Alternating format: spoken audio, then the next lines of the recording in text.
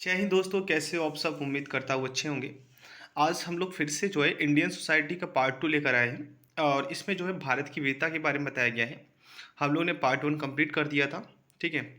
आप जो है अगर उस टॉपिक टॉपिक को नहीं देखे होंगे तो डिस्क्रिप्शन बॉक्स में उस लिंक होगा, उसका वीडियो होगा, वहाँ से आपको मिल जाएगा। और एक ज़रूरी बात, अगर आप लोग को इसका पीडीएफ चाहिए तो आप हमारे टेलीग्राम को ज्वाइन कर सकते हो। आपको वहाँ हमारे जितनी भी वीडियो बनाता हूँ मैं, जो भी यूपीएससी से रिलेटेड नोट्स बनाता हूँ, आप इस सब की पीडीएफ जो है हमारी जो है टेलीग्राम पे मिल जाएगा। ओके, देखो यार, मैं आपको यहाँ पढ़ाने नहीं आया हूँ। सबसे पहली बात, मैं कोई टीचर ना हूँ, एक एस्पिरेंट हूँ, आप ही की तरह हूँ, ठीक है? तो मेरा एक मानना है कि जो हिंदी मीडियम वाले बच्चे हैं उनकी तैयारी कोचिंग बहुत कम है और उनको साथ देने वाले और उनकी तैयारी में सपोर्ट करने वाले बहुत कम मिलते हैं। तो एक छोटी सी कोशिश कर रहा हूँ अपनी तरफ से। आप जो है कमेंट करके बताइएगा, अपना प्यार दीजिएगा कि हाँ, मेरी कोशिश सही है या कैसी भी है, इसको इम्प्रूव करने की ज़रूरत है तो आप बताइएगा, मैं पूरी कोशिश करूँगा सुधार करने की, ठीक है? तो बिना देरी किए चलिए आप हम अपने टॉपिक पे आते हैं। तो पहले हम इसका क्वेश्चन देख लेते हैं, किस प्रकार से हमारे प्रश्न आते हैं, ठीक है? तो अगर हम प्रश्न देखे रहेंगे तो हमारी तैयारी करने में थोड़ी सहूलियत होगी। ओके, अब आइए देखते हैं प्रश्न किस प्रकार से। पहला प्रश्न है, भारत की विविधता के संदर्भ में क्या यह कहा जा सकता है कि राज्यों की अपेक्षा प्रदेश सांस्कृतिक इकाइयों को रूप प्रदान करते हैं?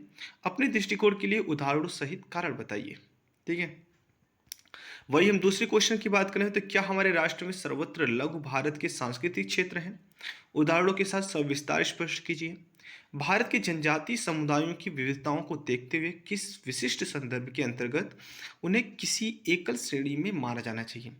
देखिए, आप लोग प्रश्न एक बार देखिएगा और चिंतित मत होइएगा, क्योंकि जब मेरा इंडियन सोसाइटी का टॉपिक कंप्लीट हो जाएगा तो मैं लगभग 5 साल प्रीवियस ईयर क्वेश्चन जो है सॉल्व करके इंडियन सोसाइटी का जो आपको वीडियो या पीडीएफ फॉर्म में आपको दे दूंगा। आप वहाँ से देख सकते हो कि किस तरह से हम क्वेश्चन इनको सॉल्व करते हैं, ठीक है? लेकिन उसके पहले हमें एक जो है मोटा मोटा तरीका पता रहना चाहिए किस तरह से हम अपने आंसर राइटिंग करेंगे, क्या उसमें ऐड करेंगे, कौन कौन से टॉपिक ऐड करेंगे, ठीक है? तो आइए देखते हैं, अगर इस तरह के क्वेश्चन अगर आपके पास आते हैं, आपके सामने अगर आते हैं तो कैसे हम उसको दिखाएंगे, किस तरह से लिखेंगे। तो ठीक है, आप एक छोटा सा इंट्रो दे सकते हो। जैसे इंट्रो ये है, भारतीय समाज की प्रमुख विशेषता विविधता में एकता रही है तथा यहाँ पर अलग अलग धर्मों को मानने वाले हैं और अनेकों भाषा बोलने वाले हैं, फिर भी एकता एवं अखंडता दिखाई देता है। बात सही है, क्योंकि आप भी जानते हो उत्तर भारत में कुछ और भाषाएं बोली जाती, किसी और तरह की भाषाएं बोली जाती है, वहीं दक्षिण भारत में कुछ और भाषाएं बोली जाती हैं, ठीक है? लेकिन फिर भी इनमें एकता बनी हुई है। अगर आज भारत के ऊपर कोई आंख उठा के देख ले तो पूरा भारत एक हो जाएगा, ठीक है? भले उन लोग की भाषाएं जो कि बात करने में समझ में ना आता हो, लेकिन उनका जो है एक मोटिव रहता है कि हमारा भारत महान है, ठीक है? हमारा देश महान है, हम एक हैं और हमारी देश को कोई देख नहीं सकता, कोई नज़र उठा के देख नहीं सकता, ठीक है? सबके मन में देश की भावना है, ये मैं दिल से मानता हूँ। या नौ या उत्तर भारत हो या दक्षिण भारत हो, सब सभी को भारत से प्रेम है, ठीक है? अब आइए देखते हैं भारत में विविधता के विभिन्न रूप क्या हैं। अगर वहीं धार्मिक विविधता की बात करें हम, तो हिंदू की बात करें तो लगभग 82.41% है। वहीं मुस्लिम की बात करें तो 11.6% है। अगर ईसाई की बात करें तो 2.32% दिखाई देते हैं। वहीं सिख की बात करें तो 1.99%, ऐसे बौद्ध भी है और जैन भी है, ठीक है? वहीं भाषाई विविधता की बात करें तो इसमें हम देख सकते हैं इंडो आर्यन जो है वो लगभग 75% जो भाषा है इंडो आर्यन, 75% भारतीयों द्वारा इंडो आर्यन भाषा बोली जाती है। वहीं द्रविड़ भाषाएं की बात करें तो 20% बोली जाती हैं और कुछ अन्य भाषाएं भी हैं, जैसे ऑस्ट्रो एशियाटिक, चीनी, तिब्बती, ताई, कड़ाई, ऐसे कुछ अन्य लघु भाषाएं भी थोड़ी छोटी छोटी हैं जो कि भारत में बोली जाती हैं। अगर वहीं हम नस्लीय विविधता की बात करें तो 1931 की जनगणना के बाद नेग्रिटो, प्रोटो ऑस्ट्रेलाइड, मंगोलाइड, ऐसे तमाम जो है नस्लीय विविधता हम जो देख पाते हैं, ठीक है? वो भी 1931 की जनगणना के बाद इन्हें चिन्हित किया गया था। वहीं हम जाति विविधता की बात करें तो ब्राह्मण, क्षत्रिय, वैश्य और शूद्र जो है जाति विविधता में आते हैं। लगभग 3000 से अधिक जाति पाई जाती है भारत में। अगर हम सांस्कृतिक विविधता की बात करें तो हम इसमें भिन्नता देख सकते हैं, खान पान एकता देख सकते हैं। खान पान जो है, त्योहार जो है, रहन सहन, भाषा, परंपरा, संस्कृत, संगीत, नृत्य, ठीक है। वहीं भौगोलिक विविधता के बारे में देखें तो हम रेगिस्तान, वन, पहाड़, नदी, तट आदि। तो देखो, आप देखोगे कि रेगिस्तान में रहने वाले जो लोग हैं, उनकी बोलचाल की शैली अलग है, ठीक है। वहीं वन और पहाड़, वहीं कहीं घाटी पर रहने वाले जो लोग हैं, उनके बोलने, उनके रहने, उनके खान पान में बहुत भिन्नता देखी जाती है, ठीक है। उनके जो त्योहार मनाते हैं, उनके जो रहन सहन है, उनकी जो संस्कृति है, सब अलग तरह से है, ठीक है। अब बात करते हैं भारत की विविधता के बीच एकता के लिए प्रमुख कारक कौन से हैं। भारत में विविधता इतनी ज़्यादा है, फिर भी एकता बनी हुई है, इसका कारण क्या है? लोग सोचते हैं ये ना, मतलब कि अगर कोई सोचता है ना कि यार यहाँ इतनी विविधता है, लेकिन फिर भी इनमें एकता बनी हुई है, तो क्या कारण है? सबसे बड़ा कारण है संवैधानिक पहचान, क्योंकि हमारे देश में संविधान है। संविधान एक ऐसी कड़ी है जो सबको बांध के रखी है, सबको एक करके रखी है, ठीक है। उसके बाद करें धर्मनिष्ठ या सहअस्तित्व, ठीक है। फिर अंतर्राज्यीय बंधन की बात कर सकते हैं, आर्थिक एकता है, मेला और त्योहार भी है। आप देखोगे कि कहीं अगर मेला होता है, तो वहाँ अनेकों धर्म के लोग जाते हैं। कोई आर्थिक स्थिति से जाता है, कोई जो है पैसे कमाने की, कोई वहाँ त्योहार जो है मेला घूमने के लिए जाता है। मतलब तमाम समुदाय के लोग, तमाम जाति के लोग, तमाम जो है धर्म के लोग वहाँ आते रहते हैं, ठीक है। तो यहाँ ये एकता देखी जाती है। वही हम खेल और सिनेमा की बात करें तो इसमें तमाम धर्म के लोग आते हैं, ठीक है। और आपस में जो है एकता बनी हुई है, और एक साथ मिलके कोई मूवी बनाते हैं, कोई खेल खेलते हैं, साथ में मिलके करते हैं। पर्यटन की बात करें तो वहाँ भी एकता दिखाई देता है, वही संचार और मीडिया के माध्यम से, ठीक है। आप देखोगे कि अब जो है हमने देख लिया प्रमुख कारक कौन से। अब यही बात करते हो भारत की एकता के खतरे को डालने वाले कारक कौन से हैं, जो एकता को खतरे में डाल रहे हैं। वही हम क्षेत्रवाद की देखें, वो भी खतरा दिखाई देता है भारत की एकता में। विभाजनकारी राजनीति जो देखते हैं कि जो है धर्म के नाम पे, जाति के नाम पे जो है राजनीति कर रहे हैं, ये जो है बहुत बड़ा कारण है, ठीक है। वहीं विकास रूप देखें तो अगर आप देखोगे तो जो है एक जो है जो धनी वर्ग है, धनी वर्ग मतलब कि जो संपत्ति वर्ग है, जो एक बहुत जनसंख्या में बहुत कम है, ठीक है। और लेकिन धनी ज़्यादा है। वहीं हम बात करते हैं जो जनसंख्या अधिक है जिनकी, वो कम, जो निचले स्तर वाले हैं, मतलब कम धन कम वाले हैं, ठीक है। अगर उनकी स्थिति जो देखें, आर्थिक स्थिति कमज़ोर है, इनकी जनसंख्या बहुत अधिक है।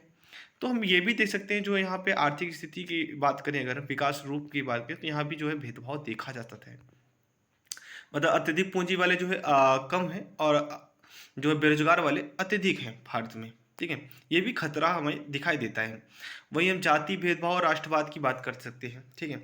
अब भौगोलिक अस्तित्व की बात कर सकते हैं कि आप कहीं कहीं देखते हो कि अ, आपस में जो है भेदभाव बना रहता है लोगों के बारे में, कि ये जो है इधर के एरिए के, ये इधर के हैं, हम इनसे इतना वो ना रखें। जैसे हम देखते हैं कि जो है पूर्वी राज्य वाले जितने भी हैं ना, कि हमें इन लोग के ऊपर ध्यान देना चाहिए, क्योंकि ये हमारे अंग हैं, ये हमारे भाग हैं, ये हमारे साथी हैं, ठीक है।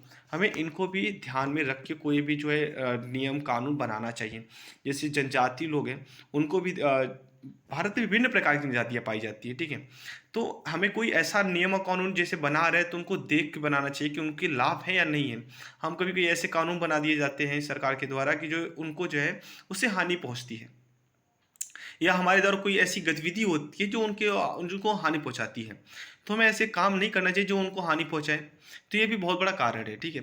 और वो ये धार्मिक संघर्ष की हम बात करें, तो धर्म के नाम पे इसमें आप देख रहे होंगे तो बहुत ज़्यादा जो है आपस में नहीं मिलाप हो पा रहा है, जो कि धर्म के नाम पे कोई ये कहता है हमारा धर्म बड़ा है, कोई कहता है हमारा धर्म बड़ा है। तो धार्मिक संघर्ष भी दिखाई दे रहा है।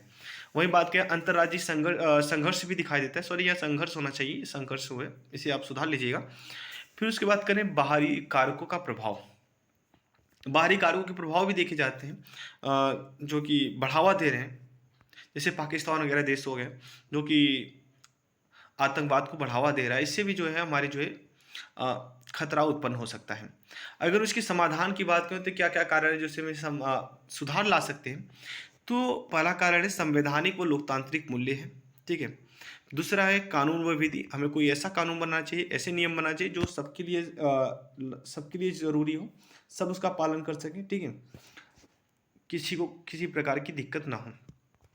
वहीं बात करें परंपरागत आधुनिक मूल्यों का समायोजन, फिर आंतरिक व बाह्य सुरक्षा भी अच्छी रहनी चाहिए, संज्ञानात्मक ढांचा बनाना चाहिए, सतत व समावेशी का विकास करना चाहिए, क्योंकि हम कोई ऐसा नियम बनाए जिससे सबका विकास हो, सबका विकास, सबका साथ, सबका विकास जो है नीति में बना के रखना चाहिए।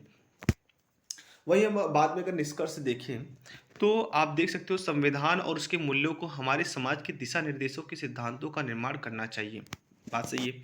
कोई भी समाज जो स्वयं को एक रूप बनाने की कोशिश करता है उसी समय रुक जाता है और अंततः गिरता है। इसका सबसे महत्वपूर्ण उदाहरण पाकिस्तान है, और जिसने पूर्वी पाकिस्तान पर संस्कृत थोपने अपनी संस्कृति थोपने की कोशिश की और अंततः बांग्लादेश का निर्माण हुआ।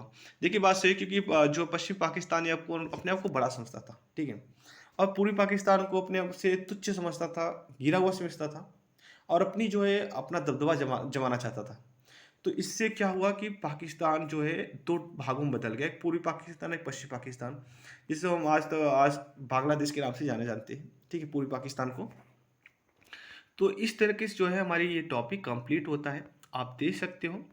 और सबसे ज़रूरी बात, इसका जो पीडीएफ है वो हमारे टेलीग्राम पे मिल जाएगा, आप जाके उसको ज्वाइन करिएगा। और हाँ, अगर आप हमारे इस वीडियो पर नए होंगे तो चैनल को सब्सक्राइब करना मत भूलिएगा, क्योंकि अगर आप चैनल सब्सक्राइब किए रहेंगे तो जो जो हम वीडियो बनाएंगे, ठीक है, तो उसका जो है पीडीएफ आपको आसानी से मिल जाएगा आपको, और इससे हमें सपोर्ट भी मिल जाएगा, आपका प्यार भी मिल जाएगा। तो अपना प्यार देना मत भूलिएगा और चैनल को लाइक करिए और कमेंट करके ज़रूर बताइए कि वीडियो कैसा था, आपके लिए लाभदायक है या नहीं है, ठीक है। मुझे लगता है आपके लिए लाभदायक ही होगा, क्योंकि यार मुझे मुझे लाभदायक है, तो आप भी यूपीएससी एस्पिरेंट हो तो आपके भी लाभदायक ही होगा, ठीक है। तो आपने हमारे चैनल पर आपको कीमती समय दिया, उसके लिए धन्यवाद। आपका दिन शुभ हो। जय हिंद।